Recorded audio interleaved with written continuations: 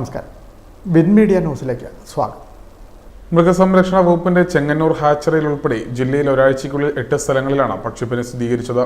ചേർത്തല നഗരസഭ 4-ാം വാർഡ്, പള്ളിപ്പുറം പഞ്ചായത്ത് 3, 5, 11 വാർഡുകൾ, തണ്ണീർമുക്കം പഞ്ചായത്ത് 18-ാം വാർഡ് എന്നിവിടങ്ങളിലാണ് പക്ഷിപ്പനി സ്ഥിരീകരിച്ചത്. പള്ളിപ്പുറം പഞ്ചായത്തിൽ മാത്രം 3 വാർഡുകളിലായി 4 സ്ഥലങ്ങളിലാണ് സ്ഥിരീകരിച്ചത്. പള്ളിപ്പുറത്ത് ഏകദേശം 30-35 ഫാമുകളുണ്ട്, 10-30,000 കോഴികളുണ്ട്. ഞങ്ങളൊക്കെ ജീവിച്ചുകൊണ്ടിരിക്കുന്നത് ഇപ്പോൾ ഈ കോഴിക്കൃഷി വലിയ നഷ്ടമില്ലാത്തത് കൊണ്ട് കോഴിക്കൃഷിയിലാണ് നമ്മൾ ഊന്നൽ കൊടുക്കുന്നത്. ആയതുകൊണ്ട് ഇന്ന് ഒരു 40ാമത്തെ ദിവസം ഒരു 200-200 കോഴി ഉണ്ടാവും, കിലോ ഉണ്ടാവും. ഇന്ന് ഫാം റേറ്റ് എന്ന് പറഞ്ഞാൽ 120 രൂപയാണ്. ആ 120 രൂപ വെച്ച് എങ്ങനെ വന്നാലും നമുക്ക് 3500 കോഴിക്ക് ഒരു 9,20,000 രൂപയോളം നമുക്ക് നഷ്ടമുണ്ടാകുകയാണ്. ഈ നഷ്ടം ഗവൺമെൻറ്റിൻ്റെ ഭാഗത്തു നിന്ന് എന്തെങ്കിലും ഒരു സഹായം ഞങ്ങൾക്ക് തന്ന് ഈ കോഴിക്കൃഷിക്കാരെ ഞങ്ങളെ രക്ഷപ്പെടുത്തണമെന്നാണ് ഈ അവസരത്തിൽ പറയാനുള്ളത്.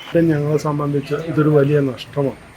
കാരണം ഞങ്ങളുടെ ഉപജീവന മാർഗമാണ്, ഞങ്ങൾ ജീവിക്കുന്നത് ഇതുകൊണ്ടാണ്.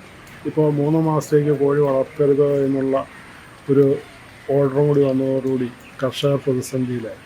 ഈ പ്രതിസന്ധിയിലായ കർഷകരെ രക്ഷിക്കുവാനുള്ള ഉത്തരവാദിത്വം കേരള സർക്കാർ. ഇവരെ പുനരധിവസിപ്പിക്കാനുള്ള നടപടി എത്രയും വേഗം സർക്കാർ സ്വീകരിക്കണം. നഷ്ടം തരിക, 200 രൂപ വെച്ച് തരും എന്നാണ് പറയുന്നത്. അത് മാത്രം പോരാ, ഞങ്ങൾക്ക് സൗജന്യ റേഷൻ വേണം. ഞങ്ങൾക്ക് സൗജന്യമായിട്ട് ഞങ്ങളുടെ ജീവിത ചെലവിനാവശ്യമായ പണം അതെല്ലാം സർക്കാർ തരണം എന്നുള്ളതാണ് എനിക്ക് പറയുന്നത്. പള്ളിപ്പുറം പഞ്ചായത്തിലാണ് ഏറ്റവും കൂടുതൽ പക്ഷികളെ കൊന്നു മറവ് ചെയ്യുന്നത്. രോഗം സ്ഥിരീകരിച്ച പ്രദേശങ്ങളിൽ നിന്നും 1 കിലോമീറ്റർ ചുറ്റളവിലുള്ള പ്രദേശങ്ങളിലെ കോഴി, താറാവ് ഉൾപ്പെടെയുള്ള 35,000-ഓളം പക്ഷികളെ കൊന്ന് മറവ് ചെയ്യാനുള്ള നടപടികളാണ് ആരംഭിച്ചത്.